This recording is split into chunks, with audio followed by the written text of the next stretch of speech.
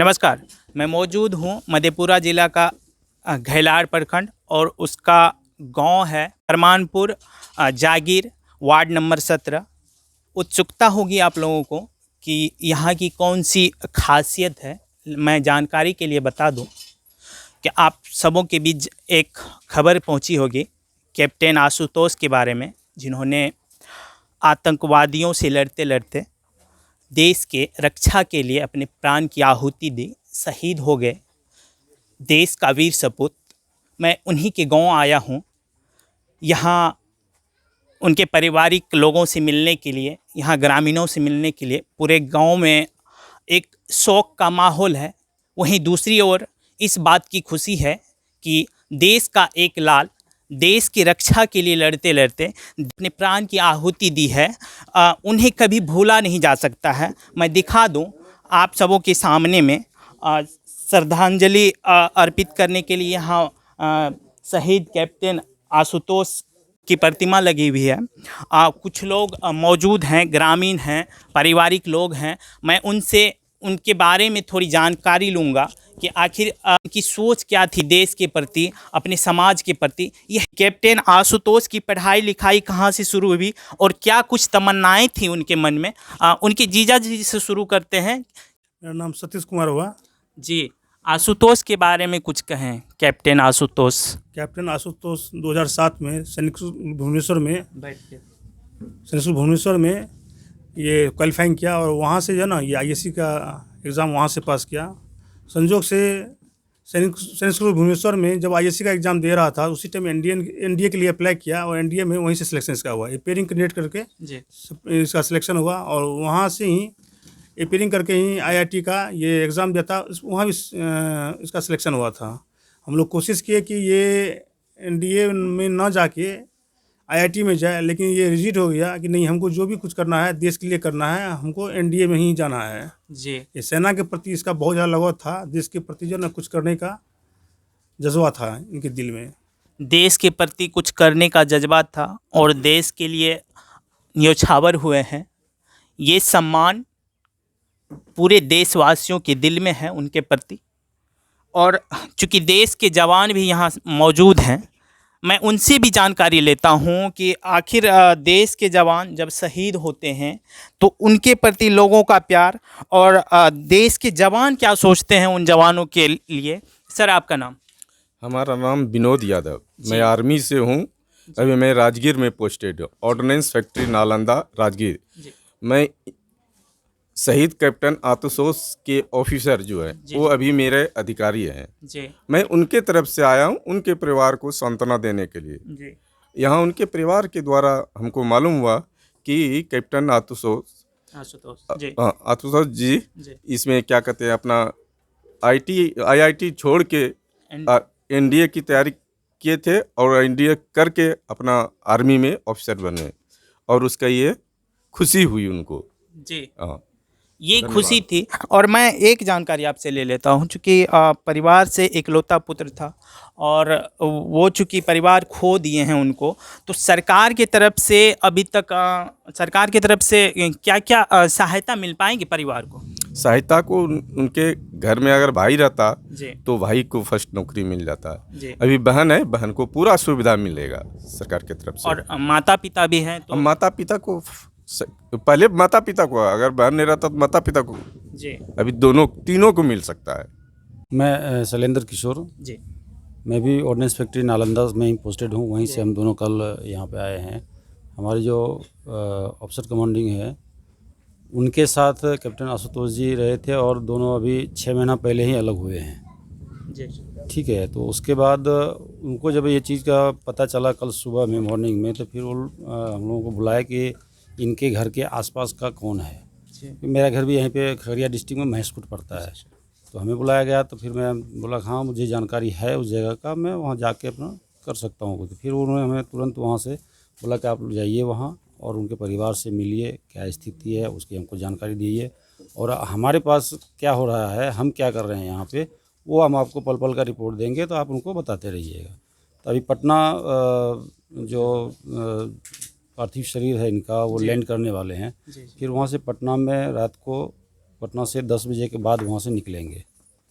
Morning में यहाँ पर तकरीबन रखिए कोई 5 बजे सुबह में यहाँ पर आएंगे।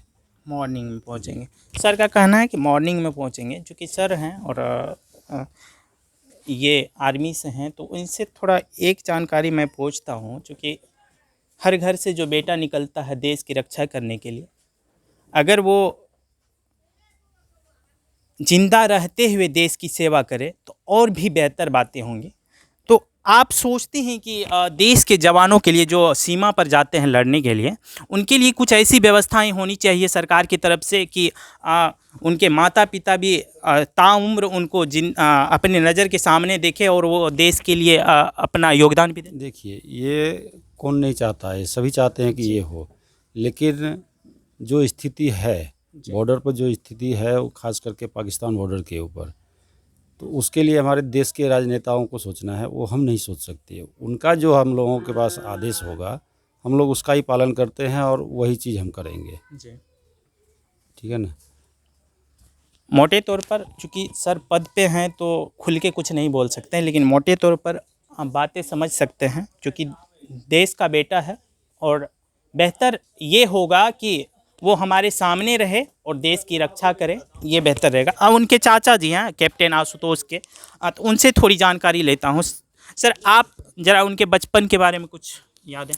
हाँ, मेरा नाम अरुण कुमार है। जी मैं कैप्टन आशुतोष के चाचा जी हैं। जी जी वह शुरू से ही बहुत ही सरल स्वभाव के थे, पढ़ने लिखने में भी बहुत तेज था, जी जिसके बदौलत आज वह कैप्टन के पद को प्राप्त किया। वो जब भी घर आते थे उसको आज तक कभी एहसास नहीं हुआ था जो हम कैप्टन हैं।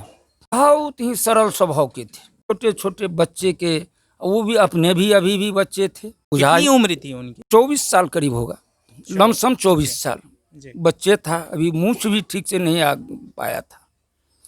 जब भी घर आते थे वो अपने हम उम्र हो चाहे वो अपने से छोटा बच्चा हो, उसको समय समय पर कुछ कुछ गाइडेंस भी करते थे।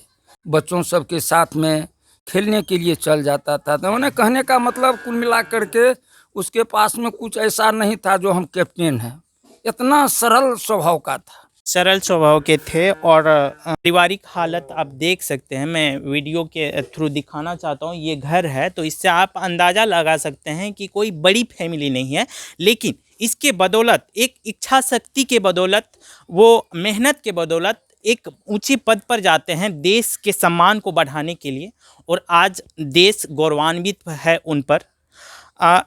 इस परिस्थिति में सरकार की तरफ से कोई फ़ोन कॉल या कोई मंत्री या कहीं से ऐसा आया है सांत्वना फोन? हाँ, सांत्वना तो आया है जी। लोकल जितना भी एमपी हो चाहे एमएलए हो सभी लोग आए थे, गांव के भी प्रमुख हो, मुखिया हो, ये सारे लोग आए हैं, श्रद्धांजलि दे करके अभी चले गए हैं। जी अब उनके डिपार्टमेंटल अभी तक कुछ नहीं मिला है, 2 आदमी को भेजे हैं, जी वो लोग पल पल की खबर दे रहे हैं, जो अब आएंगे तब आएंगे।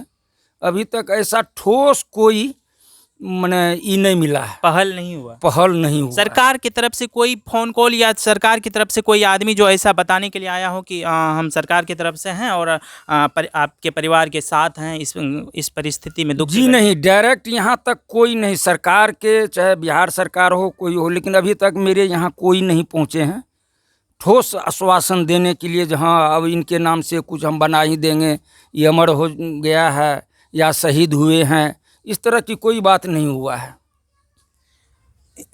आप सुन रहे थे, कैप्टन आशुतोष के चाचा जी हैं, और चूँकि हम लोग गौरवान्वित होते हैं, परिवारजन और देश के जितने भी नागरिक हैं, लेकिन आप सोच लीजिए कि जब देश का बेटा शहीद हुआ है तो देश की तरफ से एक फ़ोन कॉल भी नहीं आया, न सरकार की तरफ से कोई आदमी भेजा गया कि इस दुख के घड़ी में हम आपके परिवार के साथ। आप क्षतिपूर्ति जितना भी करना चाहो, आप सहायता राशि जितना भी दे दो, लेकिन एक बेटा अगर देश के लिए न्यौछावर हुए हैं तो उनकी कमी को आप पूरा नहीं कर सकते। जब इस दुख के घड़ी में सरकार की तरफ से कोई पहल होना चाहिए, वो अभी तक नहीं हुआ है। सीमा पर आतंकियों के हाथ मारा गया, इतना बड़ा बलिदान दिया है, अभी तक प्रखंड स्तर पर भी कोई चीज़ मुहैया यहाँ नहीं कराया गया है, ना अभी कोई व्यवस्था किया गया है। मान लीजिए उसका जो पार्थिव शरीर आएगा, जो इतना बड़ा मैंने अपना बलिदान दिया है, त्याग दिया है, अभी तक इन लोगों के कान पर जू भी नहीं रेंग रहा है। उन लोगों को आना चाहिए, यहाँ क्या व्यवस्था होनी चाहिए, कैसे होना चाहिए, नहीं होना चाहिए। हम लोग तो एकदम साधारण परिवार से बिलोंग करते हैं। जी जी। उसमें यह एक लाल निकला, वो भी अपना प्राण न्यौछावर किया, उसके प्रति उनको सहानुभूति आकर के यहाँ देना चाहिए। न अभी जिला पदाधिकारी साहब आए हैं, न कोई आए हैं, न बिहार सरकार का कोई भी आदमी आए हैं। तो ये आप इसको गुस्सा ना मान लें, ये दिल की जो आवाज़ है वो थी, जब ये परिवार और ये गांव एक अपने लाल को खोया है। इस परिस्थिति में न जिला पदाधिकारी की तरफ से न फ़ोन आता है, न वो आ पाते हैं, राज्य की तरफ से कोई आते हैं। चूँकि देश का सपूत था, तो देश के सरकार और राज्य की जो सरकार है, उनके तरफ से कोई आश्वासन नहीं मिल पाता है। आप सोच सकते हैं कि जवानों पर सिर्फ पॉलिटिक्स होंगी क्या? देश के जवान जब शहीद होते हैं तो हम सभी सोचते हैं कि देश का वीर अपना प्राण न्यौछावर किया हम लोगों के लिए, और देश के जो राजनेता हैं वो क्या सोचते हैं? सिर्फ जवानों के प्रति पॉलिटिक्स करेंगे या वोट बटोरेंगे, सिर्फ इसके लिए रखे हैं। क्यों ऐसा छोड़ दिया जाता है? जब परिवार का एक बेटा खोया है तो उस परिस्थिति में कहाँ कोई आया इस घर पर? मैं जो देख रहा था अभी व्यवस्था करते हुए, गांव के सभी लड़के थे वहाँ, जितना हर संभव अपने तरफ से व्यवस्था कर रहे हैं। सरकारी तरफ से कुछ सहायता नहीं मिल पाई है। अब चूँकि उसको ससम्मान घर लाया जाएगा, उस परिस्थिति में जो तैयारियाँ होनी थी, कुछ तैयारियाँ सरकारी तरफ से नहीं हो पाया है। ये गुस्सा आप देख पा रहे थे। सरकार से, चाहे वह केंद्र सरकार हो या राज्य सरकार हो, उसके व्यवस्था से पूरे उदासीन है। कि मेरे घर का बच्चा शहीद हो गया, सुधि लेने वाला कोई नहीं है। हमने जो एक लाल पैदा करके देश को समर्पित किया, आज उसके गुजर जाने के बाद सुनने वाला, जब बिहार सरकार का ये एसपी, डीएम, एसडीओ, सीओ नहीं है वीडियो, तो और भारत सरकार से भी हम लोगों की पहले भी मांग किए हुए हैं कि इनको वीर चक्र का जो है, राष्ट्रपति और प्रधानमंत्री माननीय उन लोगों से है आग्रह कि इनको वीर चक्र भी मरने के उपरांत मिले जी। स्वसम्मान। और यहाँ की तो जो बताए हमारे भाई साहब अंग्रेज हैं, यहाँ तो किसी के सुधि लेने वाला कोई है नहीं। जितना भी सारा व्यवस्था किए हैं हम लोग अपने से किए हैं और करवा रहे हैं। सुनिए, मनरेगा कर्मी बोल के गया था कि हमको ऊपर से आदेश है। अच्छा, लेकिन सुबह में गया तो अभी तक पुनः आया नहीं है। क्योंकि यहाँ से भी उनका नाजिर आया था, गप बहुत किया जी। लेकिन गया तो पुनः फिर सुबह के बाद अभी तक नहीं आया है। और ये भी वो कहने के लिए तैयार नहीं है कि हम लोग नहीं करेंगे, आप अपने कर लीजिए। मतलब भेंट करके पूछ के जाता है। आप क्लियर कट अगर पूछते हैं कि आप करिएगा कि हमको करना है, तो हम ऊपर से बात करते हैं। मतलब सुबह जो 7 बजे गया है, जी जी। अभी दिन का 3 बजता होगा या 4, अभी तक कोई वापस नहीं आया है।